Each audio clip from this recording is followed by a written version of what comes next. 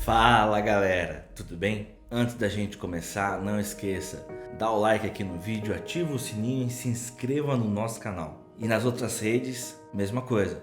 Compartilha no Face, WhatsApp, Instagram, compartilha com quem precisa ver e ouvir, beleza? Então agora, vamos pro vídeo. Você conhece a história das 10 pragas do Egito, da libertação do povo de Israel do Egito? O Egito era um grande império na época, o primeiro grande império do mundo na África. E eles escravizaram vários povos, entre eles os israelitas, o povo escolhido por Deus.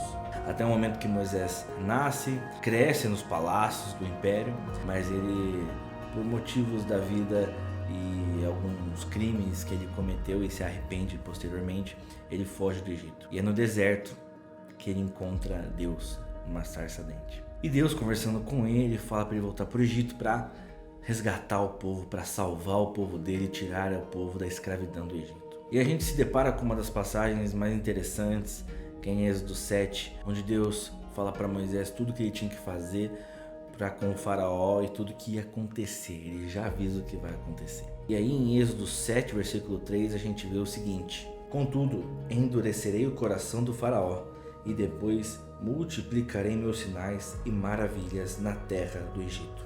Eu não sei você, mas eu sempre pensei, endurecerei.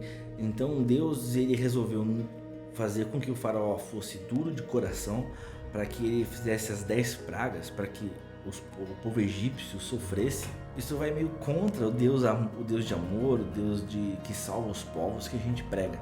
Mas estudando um pouco mais sobre a cultura egípcia, sobre as tradições, sobre a própria palavra, a gente vê que na verdade o que Deus está falando é outra coisa. Na cultura egípcia, o que acontece? Quando você morria, você era mumificado e você ia viver na terra dos mortos. E lá você vivia.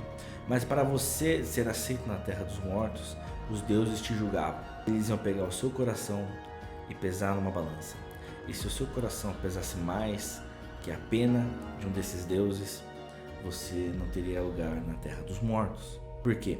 Porque o seu coração tinha muitos pecados, ele era muito pesado para viver eternamente. Então, qual era a crença do povo egípcio? As pessoas que tinham dinheiro, dentre elas o faraó, obviamente, quando você ia ser mumificado, o que eles faziam? Eles pagavam antes da morte para os sacerdotes e tudo mais, e eles tiravam o seu coração e no lugar colocavam um escaravelho de pedra, um besouro, uma escultura de um besouro de pedra. Isso era o escaravelho. Por quê?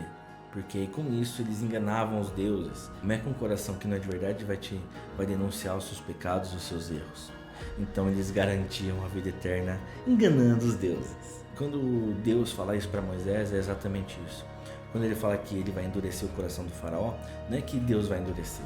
É que o faraó confiava tanto na vida eterna dele, tanto no seu escaravelho, que nada que ele fizesse, nada que Deus fizesse, nada que Moisés fizesse, abalaria faraó, a não ser quando a morte chegasse de perto nele e ele visse que escaravelho nenhum resolveria. E foi o que aconteceu.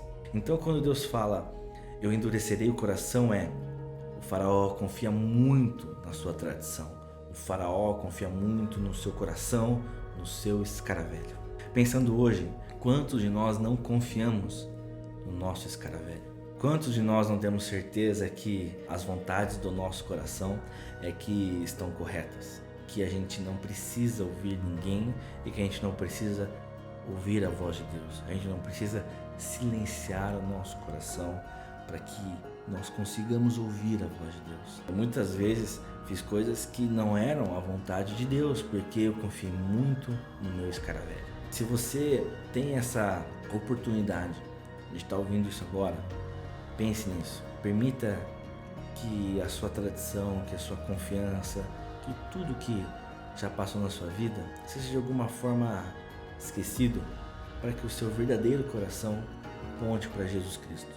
Ouça a voz dele. Não permita que esse seu coração endurecido, que o seu escaravelho te confie a vida eterna, porque corações duros não dão vida eterna. Corações que não têm sentimentos e que não apontam os nossos erros e os nossos pecados não nos fazem mudar, não nos fazem de fato ouvir a voz de Deus para que nós melhoremos cada dia e que pratiquemos a obra que Deus confiou a nós. Se você sentiu no teu coração, cara, que você tá muito orgulhoso, tá muito confiante, para um pouquinho, pensa, para de confiar em si mesmo.